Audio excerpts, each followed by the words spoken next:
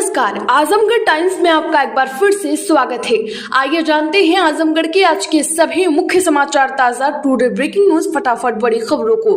उससे पहले आपने अभी तक इस वीडियो को लाइक नहीं किया है तो लाइक कर दें और एक एक करके सभी खबरों को आखिर तक जरूर देख लें।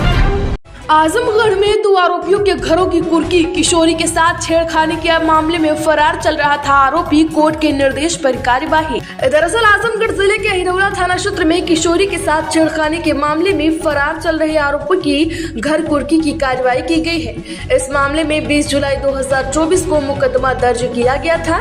पुलिस को दिए शिकायती पत्र में पीड़िता के पिता ने आरोप लगाया कि मेरी बेटी नाबालिग बेटे के साथ 19 जुलाई को आरोपी अमित पांडे द्वारा अपने घर के रास्ते से बुलाकर जबरदस्ती छेड़खानी की घटना को अंजाम दिया था। जब मासूम ने इसका विरोध किया था तो आरोपी ने गाली गलौज करने के साथ ही मारपीट की थी। इस मामले में मासूम के पिता की तहरीर पर पुलिस ने मुकदमा दर्ज कर मामले की विवेचना शुरू कर दी थी। इस विवेचना के क्रम में आरोपी के विरुद्ध पॉक्सो एक्ट की भी बढ़ोतरी की गई।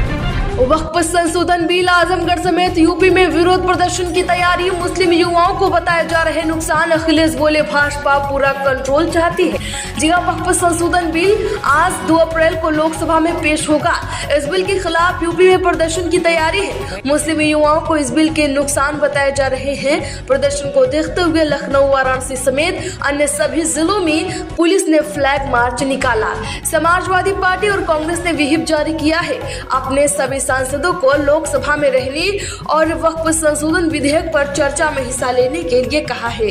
अखिलेश यादव पहले ही इस बिल को जमीन बेचने का बहाना करार दे चुके हैं। वहीं कांग्रेस पार्टी इसे धार्मिक स्वतंत्रता पर हमला बता रही है। आजमगढ़ की घटना को लेकर मानवाधिकार आयोग में शिकायत, पूर्व आईपीएस अमिताभ ठाकुर बोले दोषी पुलिस कर्मियों पर मुकदमा न लिखा जाना दुर्भाग्यपूर्ण है। जी आजमगढ़ में दलित युवक के थाने में चल बसने के बाद के मामले में सियासत तेज हो गई है। आजाद अधिकार सेना के राष्ट्रीय अध्यक्ष व पूर्व आईपीएस अमिताभ ठाकुर ने इस मामले की शिकायत राष्ट्रीय मानवाधिकार आयोग से की है। एक दिन पूर्व भी अमिताभ ठाकुर ने इस पूरे मामले में प्रदेश के मुख्यमंत्री योगी आदित्यनाथ को भेजे पत्र के माध्यम से दोषी पुलिस कर्मियों की गिरफ्तारी की मांग की थी। इसके साथ ही पीड़ित परिवार को 1 करोड़ रुपए का मुआवजा दिए जाने की बात कही थी। मानवाधिकार आयोग में की गई शिकायत के मामले में पूर्व आईपीएस अमिताभ ठाकुर ने अपनी शिकायत में कहा कि अब तक इस मामले में जो तथ्य आए हैं उनसे स्पष्ट रूप से पुलिस हिरासत में चल बसने का मामला बनता है। यहाँ तक कि स्वयं एसएसपी आजमगढ़ हेमराज मीणा ने भी इस मामले में पुलिस कर्मियों को दोषी मानते हुए कई कर्मियों को निलंबित किया है। आजमगढ़ समेत प्रदेश के 27 पीसीएस अफसर बनेंगे आईएएस। प्रदेश के होमगार्ड विभाग को केंद्र का 236 करोड़ का तोहफा। जी हां, आपको बता दें कि यूपी के वर्ष 2008 व 2010 बैच के पीसीएस अधिकारियों को आईएएस संवर्ग में प्रमोशन देने के लिए दिल्ली में विभागीय प्रोन्नति कमेटी की बैठक हुई है। इसमें संघ लोक सेवा आयोग और केंद्र सरकार के प्रतिनिधियों के अलावा प्रदेश के मुख्य सचिव मनोज कुमार सिंह, मुख्यमंत्री के अपर मुख्य सचिव एसपी गोयल, प्रमुख सचिव नियुक्ति एम देवराज और विशेष सचिव नियुक्ति विजय कुमार भी शामिल हुए। सूत्रों के मुताबिक प्रदेश के 27 पीसीएस अफसरों का आईएएस संवर्ग में प्रमोशन होगा क्योंकि पदोन्नति के लिए यूपी में कुल 27 पद ही रिक्त थे। वर्ष 2008 बैच के सभी पीसीएस अधिकारियों और 2010 के कुछ पीसीएस अधिकारियों को प्रमोशन मिलना तय माना जा रहा है। आजमगढ़ में भीषण आग में फसल और मकान जलकर राख, 2 लाख रुपए के नुकसान का अनुमान, मची अफरा तफरी। जी हां, रोनापाल थाना क्षेत्र में बीती ही रात इतनी भयानक आग लग गई, इलाके में तबाही मच गई। इस घटना में आवासीय, मड़ई, फसल और लाखों रुपए की संपत्ति जलकर राख हो गई। ग्रामीणों ने अपनी मेहनत से आग पर काबू पाने की कोशिश की, लेकिन फायर सर्विस की देरी ने स्थिति को और गंभीर बना दिया। इसके बाद 2 लाख रुपए के नुकसान का अनुमान लगाया जा रहा है। मामला करीब 9:30 बजे रात का है। देवारा खास राजा शिवनारायण के पास शंकर चौरसिया की 3 आवासीय मड़ई और 3 बकरियां आग की चपेट में आ गई। घर में रखा सारा सामान, साइकिल, मोटरसाइकिल, गेहूं, चावल आदि शामिल थे। आजमगढ़ में शराब की दुकान खुलने का महिलाओं ने जताया विरोध। जी हां, तरौलिया नगर पंचायत के खानपुर फतेह मोहल्ले में 1 अप्रैल से खुल रही देसी शराब की दुकान के खिलाफ सैकड़ों महिलाओं और पुरुषों ने जमकर विरोध प्रदर्शन किया। लोगों ने इस बात को लेकर आक्रोश है कि घनी आबादी वाले इस इलाके में शराब की दुकान खुलने से महिलाओं और बच्चों की सुरक्षा खतरे में पड़ सकती है। प्रदर्शनकारी महिलाओं ने हंगामा किया और शराब की दुकानों को बंद करने की मांग की। ग्रामीणों ने मुख्यमंत्री, मंडलायुक्त, डीएम, आबकारी अधिकारी डीएसपी और आबकारी आयुक्त को शिकायती पत्र भेजा है। उनका आरोप है कि यह दुकान राष्ट्रीय राजमार्ग पर सामुदायिक स्वास्थ्य केंद्र और हनुमान मंदिर से मात्र 45 मीटर की दूरी पर खोली जा रही है। आजमगढ़ समेत यूपी में अनधिकृत ई रिक्शा के खिलाफ प्रदेश भर में चला अभियान। पहले दिन हजारों गाड़ियों का हुआ चालान। जिला मुख्यमंत्री योगी आदित्यनाथ के निर्देश पर पूरे प्रदेश में अनधिकृत ई रिक्शा व ऑटो के खिलाफ अभियान चलाया गया। इस अभियान की सफलता के लिए परिवहन आयुक्त ब्रजेश नारायण सिंह ने समस्त पुलिस कमिश्नर, जिलाधिकारी व पुलिस कप्तान को पत्र लिखा था। अभियान के पहले दिन ही प्रदेश में 915 ई रिक्शा सीज और 3035 का चालान किया गया। परिवहन आयुक्त ब्रजेश नारायण सिंह ने कहा कि मुख्यमंत्री जी के निर्देश पर अभियान आज से शुरू हुआ। इसके पहले ही दिन 915 ई रिक्शा सीज और 3035 का चालान हुआ है। आजमगढ़ में विवादित स्थल पर लगी डॉक्टर भीमराव अंबेडकर की मूर्ति तनाव। जी हां, अंबारी दीदारगंज थाना क्षेत्र के आम गांव में अराजक तत्वों ने बिना किसी आदेश के भारत रत्न डॉक्टर भीमराव अंबेडकर की मूर्ति एक विवादित स्थल पर स्थापित कर दी। इससे गांव में तनाव का माहौल बन गया और दो पक्षों के बीच मतभेद उभर आए। कुछ ग्रामीणों ने इसकी जानकारी दीदारगंज थाना और मर्टिनगंज के एसडीएम रामानुज शुक्ल को दी है। दीदारगंज पुलिस ने मूर्ति के आसपास गश्त शुरू कर दी। गाँव के दोनों पक्षों ने एसडीएम से मुलाकात की। एक पक्ष मूर्ति को हटाने की मांग कर रहा है, जबकि दूसरा पक्ष इसे बनाए रखने की वकालत कर रहा है। आजमगढ़ में एनपीएस और यूपीएस के विरोध में काली पट्टी बांध किया काम। जी हां, आजमगढ़ अंबारी फूलपुर तहसील क्षेत्र के शिक्षकों एवं कर्मचारियों ने एनपीएस और यूपीएस के विरोध में काली पट्टी बांध कर काम किया।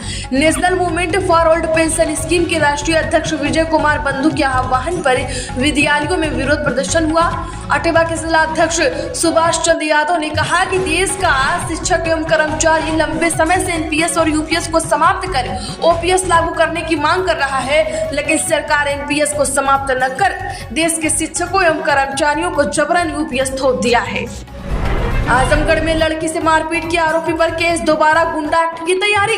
जी हां, आजमगढ़ निजामाबाद थाना क्षेत्र के जमीन कटघर गांव में एक लड़के और उसके परिवार के साथ मारपीट करने के आरोपी अरुण कुमार पांडे उर्फ बबलू पांडे के खिलाफ पुलिस ने एफआईआर दर्ज की है। पीड़िता ज्ञानमती ने एसएसपी हेमराज मीणा को ज्ञापन सौंपकर घटना की शिकायत की थी। इसके बाद कार्यवाही शुरू हुई। इस मामले में सोशल मीडिया पर वायरल एक वीडियो में बबलू पांडे एक लड़की के साथ बदतमीजी करते दिख रहा है।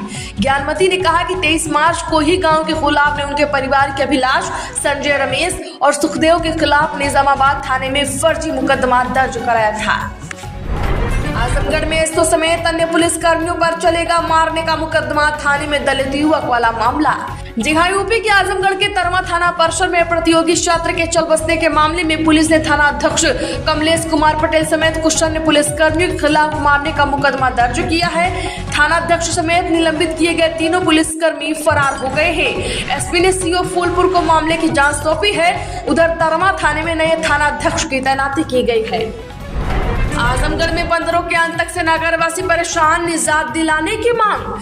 जी हां, आजमगढ़ में नगर क्षेत्र में बंदरों का आतंक दिन प्रतिदिन बढ़ता जा रहा है। बंदरों के आतंक से आजे जा चुके नगरवासियों ने जिला व नगर प्रशासन से निजात दिलाने की मांग की है। नगर के collectorate, civil line, roadways, railway station, Palahani, Belesta, Raidapur Chowk समेत कई मोहल्लों में बंदरों का आतंक इस कदर बना हुआ है कि लोग उनसे काफी डरे व सहमे हुए रहते हैं। लोगों का कहना है कि भोर से लेकर पूरी रात बंदरों की धमाचौकड़ी बनी रहती है। घरों में घुसकर खाने पीने का सामान उठा ले जाते हैं। छतों पर, घरों के बाहर कपड़े फैले हुए फाड़ देते हैं। आजमगढ़ में सरकारी नौकरी इसरो में 10वीं पास से ग्रेजुएट्स तक के लिए भर्ती 15 अप्रैल तक करें अप्लाई। जी हां, इंडियन स्पेस रिसर्च ऑर्गेनाइजेशन यानी इसरो में असिस्टेंट ड्राइवर, फायरमैन और कुक के 16 पदों पर भर्ती निकली है। इसके लिए आज से आवेदन शुरू हो रहे हैं। कैंडिडेट्स vssc.gov.in पर जाकर एप्लीकेशन दर्ज कर सकते हैं। आजमगढ़ में सोना पहली बार 91,000 के पार, 91 दिनों में 14,953 रुपए महंगा, 94,000 तक जाने का अनुमान। महंगाई और मार्केट उतार चढ़ाव का असर। जी हां, सोना आज से ऑल टाइम हाई पर बनाया है। Indian bullions and jewellers association के अनुसार 10 ग्राम 24 कैरेट सोने का दाम 1,951 रुपए बढ़कर 91,115 रुपए के ऑल टाइम हाई पर पहुंच गया। इससे पहले सोना 89,164 रुपए पर था। हालांकि चांदी के दाम में आज गिरावट है। 1 किलो चांदी की कीमत 1251 रुपए गिरकर 99,641 रुपए प्रति पर आ गई है। इससे पहले चांदी के भाव 1,0892 रुपए प्रति किलो पर था। सभी सांसद हाजिर रहे। वक्फ बिल पर वोटिंग के लिए भाजपा ने जारी किया व्हिप। जिला लोकसभा में वक्फ संशोधन विधेयक पर वोटिंग होनी है, इसके लिए भाजपा के नेतृत्व वाली एनडीए सरकार ने कमर कस ली है। यहां तक कि भाजपा ने व्हिप जारी कर दी है और अपने सभी सांसदों से लोकसभा में मौजूद रहने को कहा है। पार्टी की ओर से जारी व्हिप में कहा गया है कि सदन में अति महत्वपूर्ण विधायी कार्य आज होने हैं, उन्हें पारित करने के लिए सभी लोग पार्टी का समर्थन करें और वोटिंग करें। व्हिप में सभी सांसदों से पूरे दिन सदन में ही मौजूद रहने को कहा गया। भाजपा के पास लोकसभा में 240 सांसद ही है। सरकार जेडीयू और टीडीपी पर निर्भर है। ऐसे में देखना दिलचस्प होगा कि इस विधेयक को लेकर किस दल का क्या रुख रहेगा। अब तक चिराग पासवान की पार्टी लोजपा ने खुलकर समर्थन नहीं किया है, लेकिन विपक्ष को मुसलमानों को डराने से बचने की नसीहत दी है।